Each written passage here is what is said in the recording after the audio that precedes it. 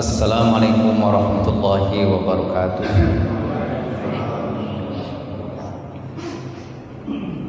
Alhamdulillahirabbil alamin. Pagi yang nyaman, insyaallah hati kita pun nyaman. Pagi yang sangat cerah, insyaallah mencerahkan hati kita. Pagi yang membangkitkan semangat hidup kita. Mudah-mudahan kita masih bisa bertemu maghrib dan masih bertemu subuh besok. Kita sih kepengennya masuk surga,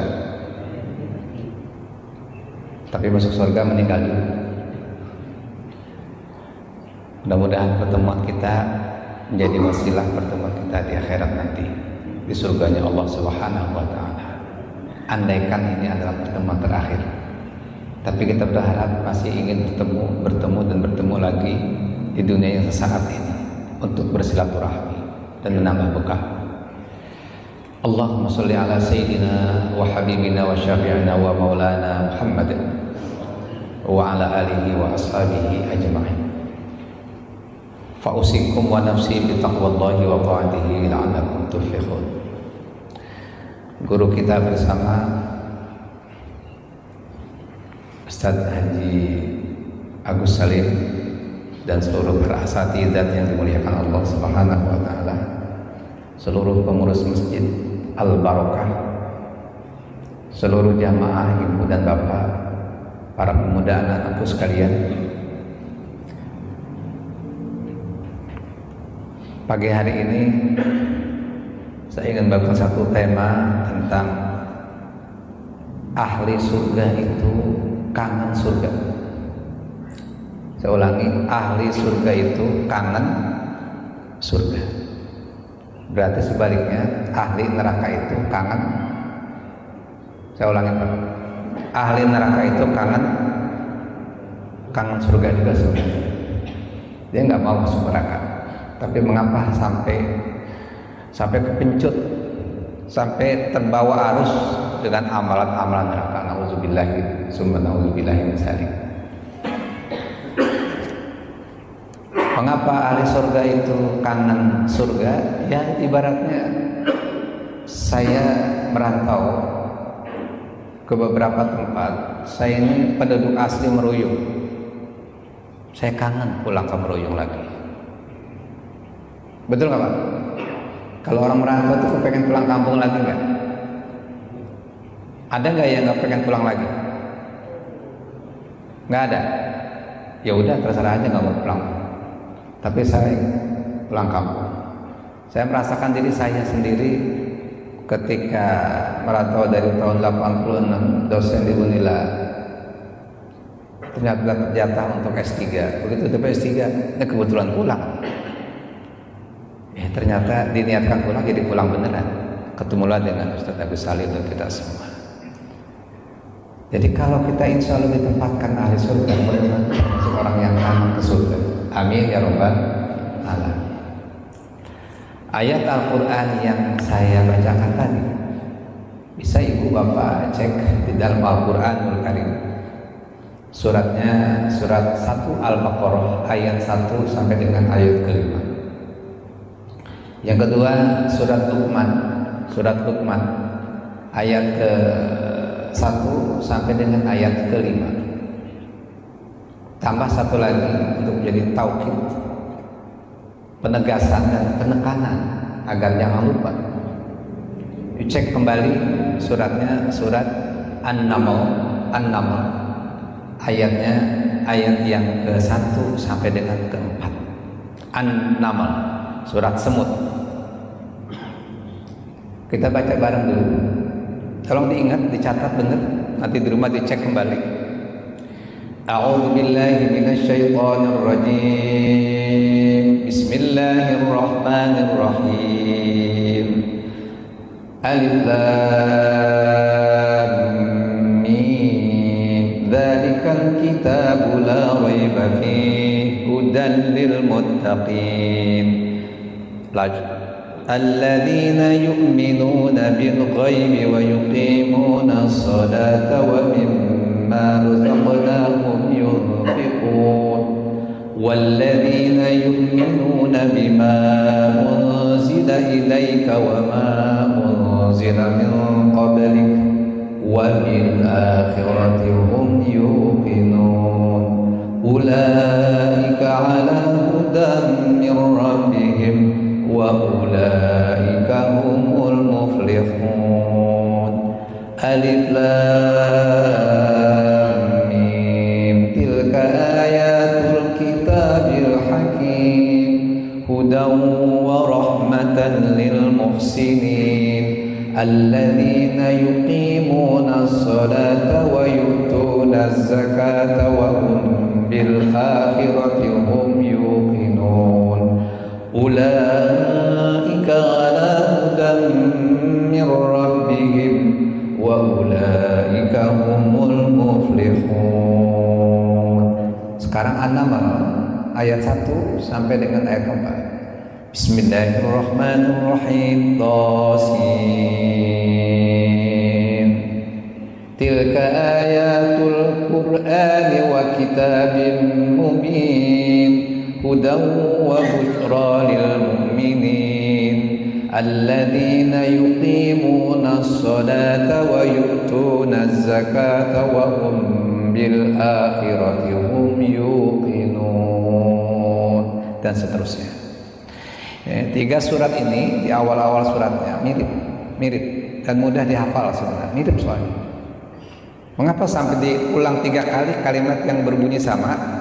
Wabil akhirati hum yuqinun dalam Al-Baqarah ayat 4. Kemudian yang berikutnya wahum bil akhirati hum yuqinun dalam surat Luqman ayat keempat.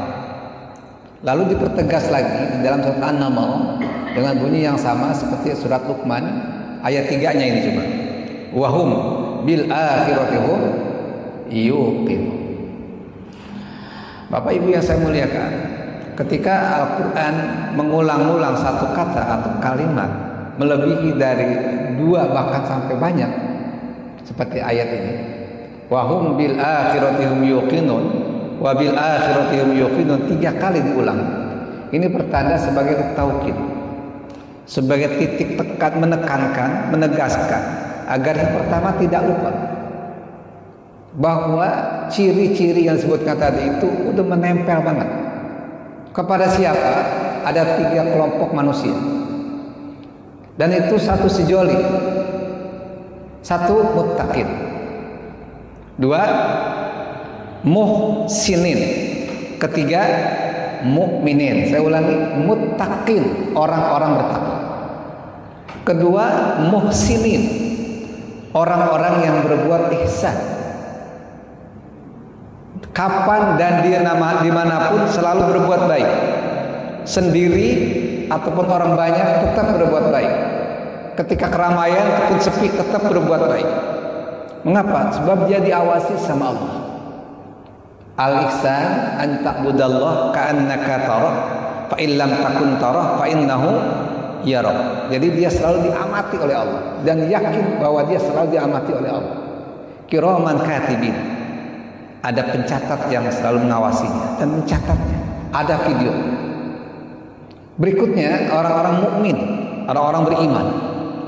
Jadi muttaqin, muhsinin dan mukminin. Dan 3 manusia ini satu rangkaian. Kalau kita insya Allah orang bertakwa, pasti nempel di kita orang yang ihsan. Kita juga orang beriman. 3 manusia ini, 3 hamba Allah ini, atau 3 yang disebutkan sifatnya ini, itu selalu di dalam dirinya. Jangankan ketika seriusnya, bicara serius, bercandanya saja, guyonnya, humornya, itu sudah ingat kematian. Bercandanya saja ingat apa yang terjadi setelah kematian, ingat akhir. Bapak Ibu, di sini ada ahli surga nggak? Tolong acung tangannya ahli surga. Nggak ada. Ini kayaknya udah nggak ada penghuni surga lagi, nggak ada di sini. Bapak ingin tahu? Ini sekelas info iklan supaya kita begitu semangatnya ingin ke surga. Innamal a'malu binniyat. Hanya saja setiap amal tergantung niat. Jadi kalau kepengen ke surga harus punya niat. Gak bisa tanpa diniatkan. Lalu dengan niat itu apa amalan untuk kesana? Bapak Ibu yang saya muliakan, ada beberapa informasi tentang betapa manusia itu kita insya Allah tergoda, tergila-gila dengan surga. Jadi kita itu sangat betul-betul tergila-gila dengan akhirat. Sudah nggak sedikit ingatnya dengan kecintaannya dengan dunia. Kaum muslimin rahimakumullah. Ciri-ciri orang surga nanti bisa dicek beberapa hadis saya kirimkan nanti. Qala Rasulullah sallallahu alaihi wasallam, yadkhulul jannata ahlul jannah. Masuk ahli surga nanti ke surga. Ciri yang pertama, suratuhu ka surati Adam alaihi salam. Tuluhu sittuna dhira'an. Jadi yang pertama, ahli surga nanti ketika masuk surga, rupanya dan tinggi badannya setinggi Nabi Adam. Sittuna dhira'an, 60 zira. 60 zira. Ini hadis cukup sangat sahih. Nabi Adam itu Allah ciptakan 60 zira. Kalau dikonversi dengan meter, begitu. 1 zira itu setengah meter, bahkan lebih. Jadi kalau dikalikan 60 kali setengah meter, berapa tinggi kita? Tinggi kita berapa? Kok kita baik? Nah, masuk surga insya Allah baik. Tingginya orang surga itu 60 zira, baik laki ataupun perempuan. Saya nggak bayang bagaimana taman surganya itu, rumahnya itu kayu apa pakainya, tingginya Pak. Sayang kalau nggak sampai masuk surga.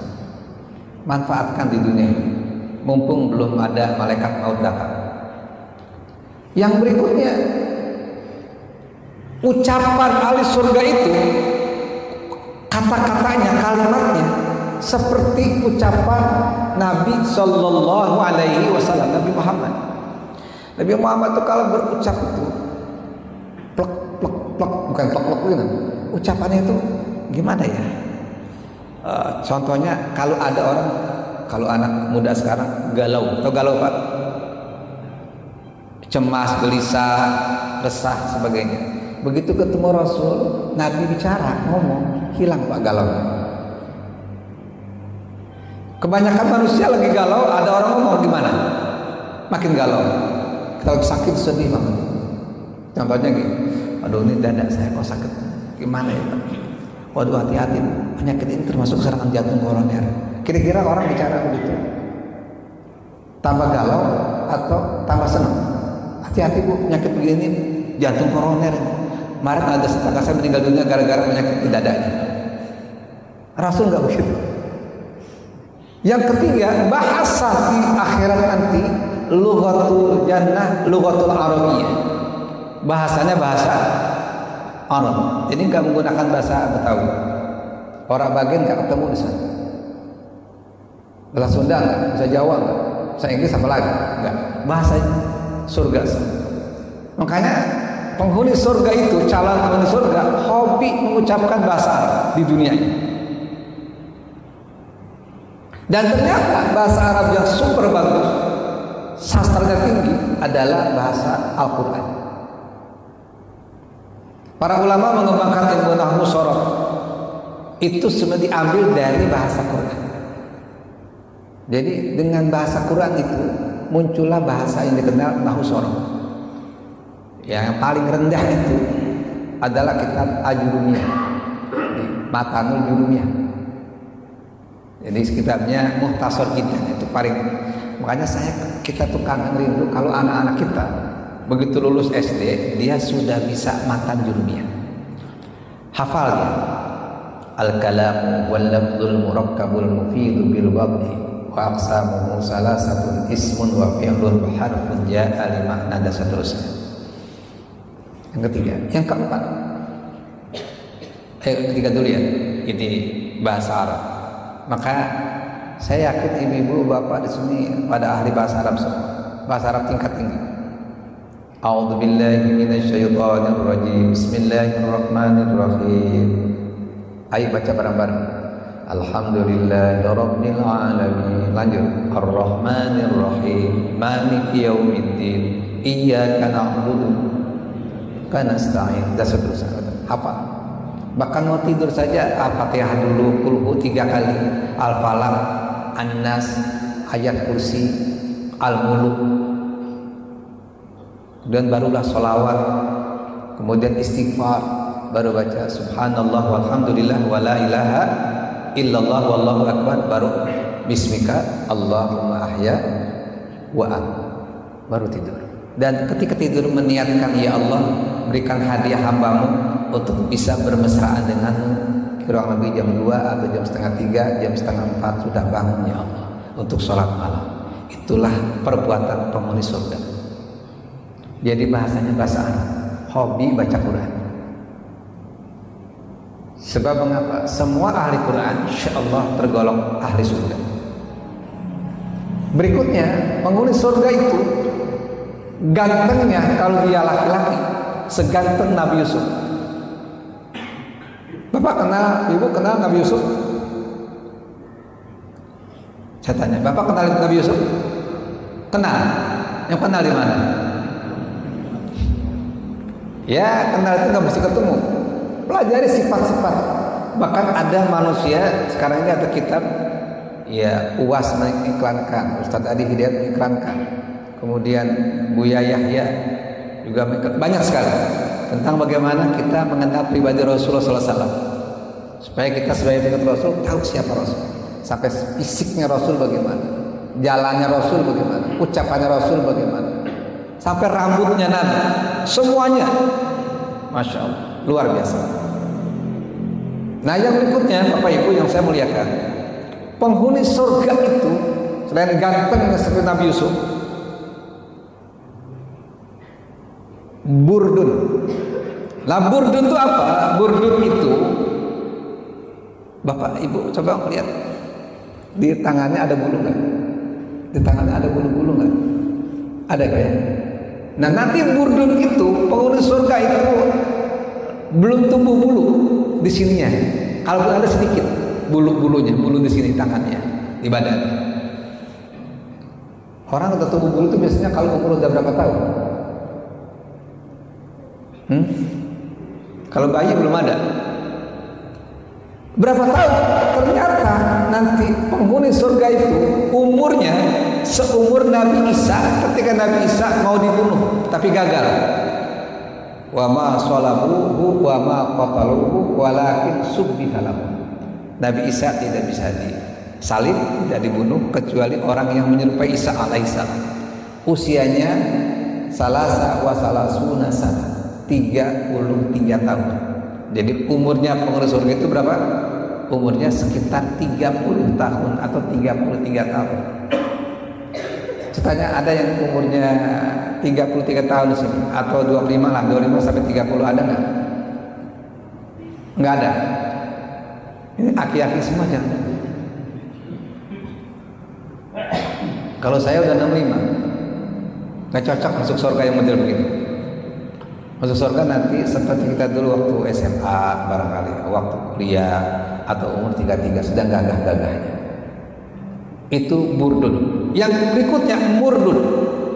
Murdun itu penghuni surga itu belum tumbuh apa? Jenggot. Belum tumbuh kumis, kalau tumbuh sedikit.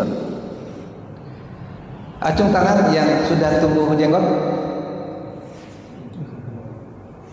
Ini nggak ada semuanya. Kayak binatang monyet nggak punya jenggot. Yang sudah tumbuh kumis, ini penghuni surga semua ini berarti ya. Murdun. Yang berikutnya mukahalun. Mukahalun itu artinya bercelak. Jadi alis, bukan alis, bulu matanya lentik, hitam. Masya Allah. Kira-kira pengen masuk surga Pak? Pengen masuk surga Bu? Ini tertarik sekali, Masya Allah. Rugi di dunia yang sesaat, kita nggak masuk surga setelah kematian nanti. Sayang sekali. Tambahan lagi, penghuni surga itu nanti, nih saya barusan saya lihat, tapi hadisnya saya ingat, makanya saya ingin tahu siapa perawinya. Inna fil jannati lasuqan. Sesungguhnya di surga nanti ada suqan, ada pasar. Ada pasar. Kapan pasarnya? Ya'tuna fi yaumil jum'ah. Di hari Jumat. Nanti ketika di pasar akan berkibaslah angin yang berasal dari sebelah utara. Lalu kemudian angin itu menerpanya. Ketika dia menerpa itu angin di pasar, maka wajahnya semakin ganteng, wajahnya semakin ceria, semakin wangi. Lalu dia pulang ke rumahnya, bertemulah dengan bidadari. Dia bicara ke bidadarinya,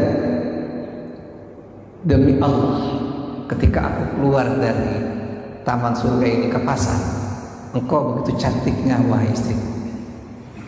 Begitu aku pulang, tambah cantik lagi engkau wahai istriku.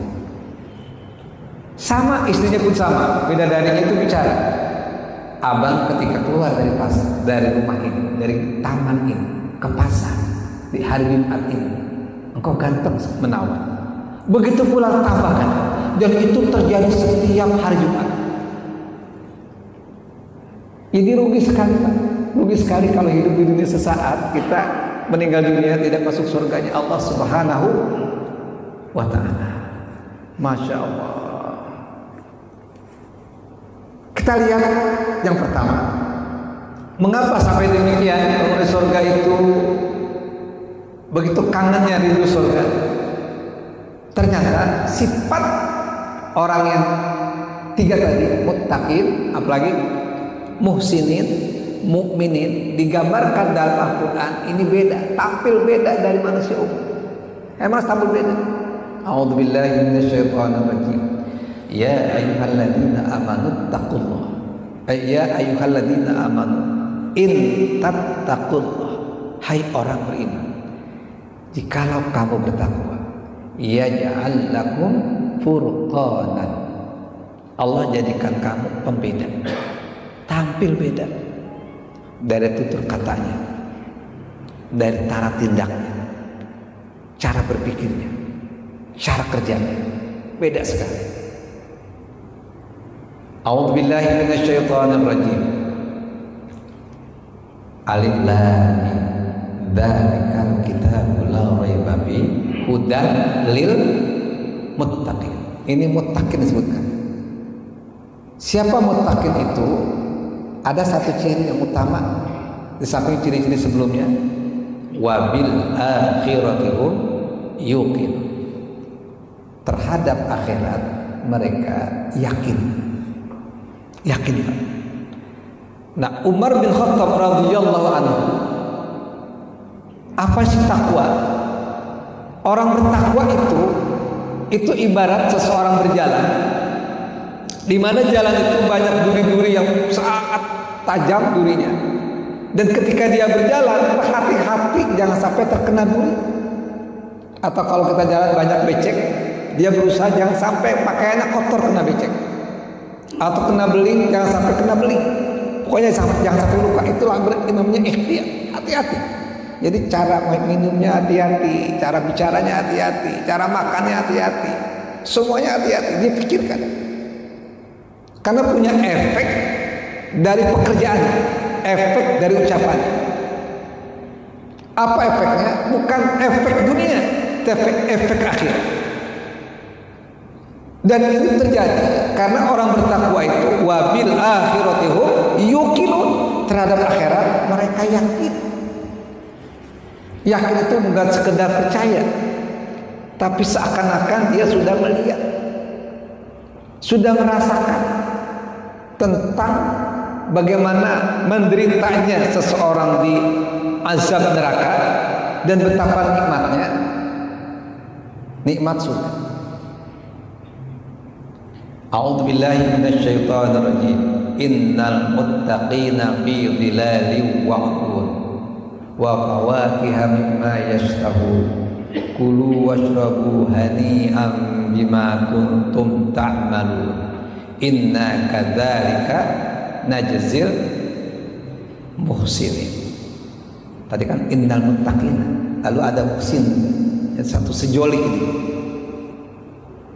Ada lagi innal lil muttaqina mafaza hadaiqa wa a'nab wa kawaiba atsraba wa ka'san dihaq. Muttaqin pasti ke surga. Ulaika ala hudan mir rabbihim, itulah orang yang dapat hidayah dari Tuhan mereka. Wa ulaika humul muflihun, itulah orang yang beruntung. Cek lagi surat Luqman. Alif lam mim. Tilka ayatul kitabil hakim hudan wa rahmatan lil muhsin. Petunjuk dan rahmat bagi orang-orang yang muhsin, orang yang berbuat baik. Siapa orang yang muhsin itu? Disebutkan dalam ayat keempatnya, wahum bil akhirati hum yuqin. Terhadap akhirat mereka yakin banget. Jadi orang muslim itu selalu berbuat baik, kapan dan dimanapun, dalam kondisi jangankan banyak orang sendiri pun dia tahu Allah memandang, Allah memantau, sehingga tidak akan pernah berbuat buruk, tidak akan. Ketika beramal soleh, begitu giatnya dan semangatnya, karena dia sudah melihat surga. Begitu mau berbuat buruk, nggak mampu lagi, sebab dia melihat ancaman nerakanya Allah. Insya Allah, kira-kira Pak di dunia ini kalau orang muttaqin muhsin hidup dan memimpin hidup ini, amankah dunia ini Pak? Aman gak ini? Dunia itu beres kalau hidup ini dipimpin sama orang-orang muttaqin dan muhsin. Cek lagi Al-Quran, suratnya surat An-Naml. A'udzubillahi minasyaitonir rajim. Tasin. Tilka ayatul Qur'ani wa kitabim mubin. Hudaw wa busyra lil mu'minin. Petunjuk dan busyra, kabar gembira bagi orang beriman. Siapa? Alladzina yuqimuna shalah wa yu'tuna zakah wa hum bil akhirati hum yuqinun. Terhadap akhirat mereka yakin. Saya ingin sampai di akhirat, sehingga saya bergemar berbuat yang baik-baik, sangat tidak mampu lagi berbuat buruk. Terakhir, bagaimana sifat ini? Banyak sekali sifat-sifat. Sifat orang yang yakin terhadap akhirat, tidak ada kebencian kepada siapapun. Bapak, ibu, saya yakin punya anak. Bapak, kalau melihat anak kita sendiri, itu maaf, ini anak nakal. Bapak benci nggak dengan anak yang nakal? Anak sendiri nakal, Bapak benci nggak? Enggak Pak, saya kasihan. Karena itu bagaimana caranya agar anak itu tidak nakal supaya dia selamat? Maka si bapak itu menasihati sampai pada klimaksnya dengan bahasa yang santun, dengan bahasa tegas, dia memberikan sanksi kepada anak. Sampai dimarahin, marahnya bukan marah benci, marah sayang. Begitu sifat sayang. Coba lihat, laqad ja'akum rasulun min anfusikum azizun alaihi ma anittum harisun bil mu'minina raufur rahim. Nah, sifat pengikut Rasulullah itu seperti Rasul tadi. Laqad ja'akum rasulun min anfusikum azizun alaihi ma anittum harisun alaikum bil mu'minina raufur rahim. Saya nggak terjemahkan, nanti bisa dicek saja dalam surat At-Taubah ayat-ayat terakhir 128 sampai 129. Jadi contohnya orang beriman, orang yang muttaqin, orang yang mukminin, orang yang muhsinin itu seperti orang tua kepada anak, nggak ada kebencian kepada anak. Hatta anak itu nakal sekalipun, bandel sekalipun, dia ingin menolong anak agar anak itu selamat. Caranya bagaimana? Diberikan sanksi. Tentu bukan sanksi yang menyakitkan, supaya dia dapat pelajaran. Kepada anak yang baik dikasih reward. Kami punya santri, Pak. Maklum, santri-santri jalanan. Ya Allah, Pak, ternyata ngasih ilmu itu gampang. Ternyata yang berat itu merubah sikap. Maaf, saya cerita sedikit. Istri saya sampai kehilangan HP. Bebas-bebas cari-cari. Oh, ternyata diumpetin sama siapa?